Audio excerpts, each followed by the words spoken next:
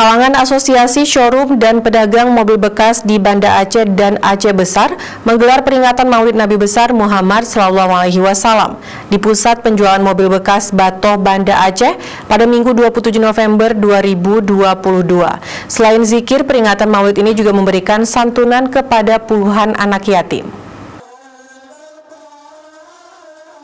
Maulid Akbar yang diselenggarakan oleh Asosiasi Showroom dan Pedagang Mobil Bekas ini merupakan bentuk rasa syukur para pengusaha mobil bekas atas capaian yang dicapai selama ini.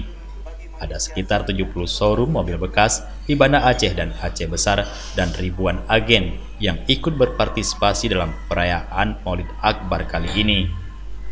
Ketua Asosiasi Showroom dan Pedagang Mobil Bekas Banda Aceh dan Aceh Besar, Zainal Abidin menyebutkan, peringatan Maulid ini juga menjadi momentum kekompakan pemilik showroom dan agen hingga terbentuk legalitas dari pemerintah untuk membentuk asosiasi resmi showroom mobil bekas dan agen Banda Aceh dan Aceh Besar.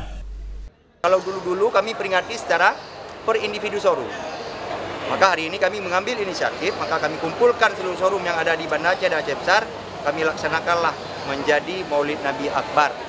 Maka alhamdulillah hari ini sukses dijalankan oleh rekan owner showroom dan juga para agen. Kita mempunyai semuanya hampir 70 showroom second di bidang showroom second.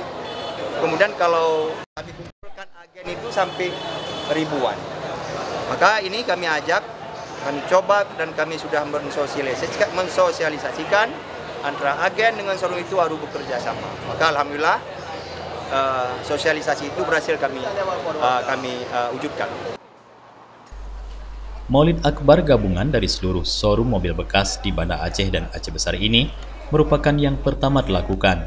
Asosiasi juga turut mengundang masyarakat sekitar pusat showroom mobil bekas untuk bersantap bersama hidangan Maulid. Asosiasi juga berharap ke depan perayaan Maulid Nabi akan lebih besar lagi dan mengundang banyak tamu-tamu untuk merayakan hari lahirnya Nabi besar Muhammad SAW. Dari Banda Aceh, Tim Liputan Aceh TV melaporkan.